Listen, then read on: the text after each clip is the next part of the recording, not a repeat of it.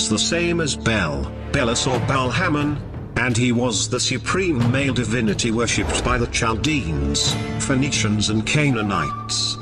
Baalim is plural. Baal means Lord and can be a title in front of a name such as in Lord Hammon, or Baal can be used alone and simply refer to the specific deity.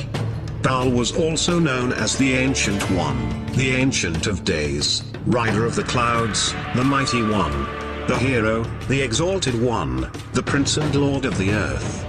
Baal was originally a sun god.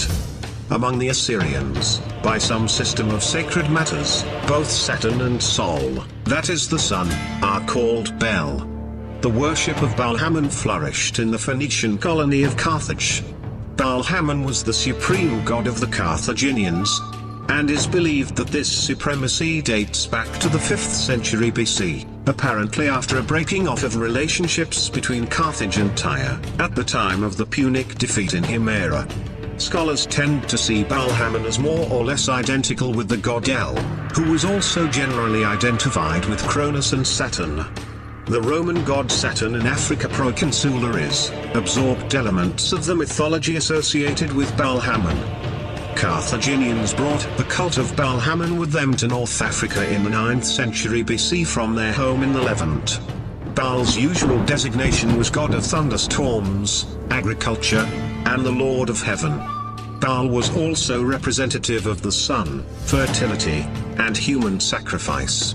It is doubtless the early Punic colonists brought their tradition of sacrificing children to Baal shortly after their arrival.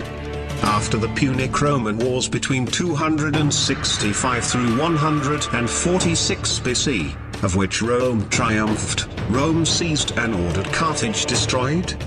The Roman colonists quickly assimilated the figure of Baal-Hamon to Saturn. The Romans built some of their most beautiful temples to Saturn over sites formerly dedicated to Baal-Hamon. After the Romanization of Carthage, Saturn became the most honored by the Carthaginians, and Saturn was the Moloch of the Jewish scripture.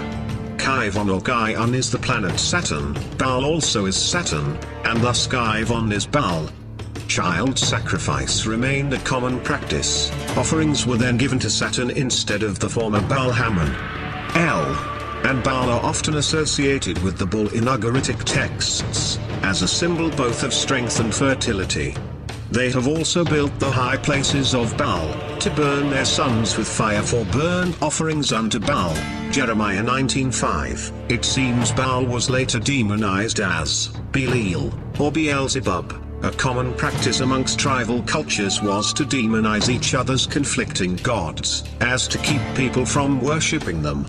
The term, Belial, is a Hebrew adjective meaning, worthless, from two common words Beli, without, and Yal, value. Beelzebub or Lord of the Flies is a derogatory Hebrew corruption of the original Ugaritic Baal-Zebul, which means Lord Baal or Master of the Heavenly House. Some Hebrew scholars maintain the translation as dung or excrement, giving Beelzebub the sarcastic meaning of Lord of Shit. Nonetheless, both Belial and Beelzebub are now names that were transferred to the devil and Satan. Yet another example of how gods are altered and absorb attributes of each other. Baal, Bel, Belus, Belial, Beliar and Beelzebub are names of one and the same personality, who in the New Testament is styled as Prince of this world, Prince of the power of the air and a god of this world. Furthermore, the worship of Baal is still prominent today. In Freemasonry, he is called and idolized as the supreme ruler of the universe or the great architect of the universe. The great architect is Jabulon or Jabelon, which breaks down to Jah, Bel and On, three ancient names of the sun god. Bel is the same god as the Phoenician Moloch. The Greeks, for the purpose of distinction, termed him the Tyrian Hercules. Freemasons call him their Tyrian architect. According to scripture, the temples of this idol were built on the tops of hills, or more frequently in solemn oak groves, the high hills and low vales, where the religious services of masonry are supposed to have been anciently practiced. In Babylon the oak tree was sacred to Bel. The oak of Morah, Genesis 12, 6-7. the oaks of Mamre, Genesis 13, 18 and 18, 1, and the diviner's oak, Judges 9, 37. The oak also appears to have been a symbol of worship among the Celts and ancient Britons. The Celts worshipped their god, Turt, under the form of this tree. And the Britons regarded it a symbol of their god, Danawa, the god of thunder. From who, the Bacchus of the Druids, came the word Yule, but others derive it from Baal, Bel or Yule, who was the Celtic god of fire, and sometimes identified with the sun, and was also worshipped under the form of an oak.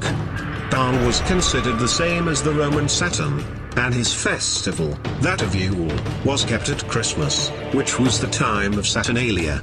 In ancient times the burning Yule log was always of oak.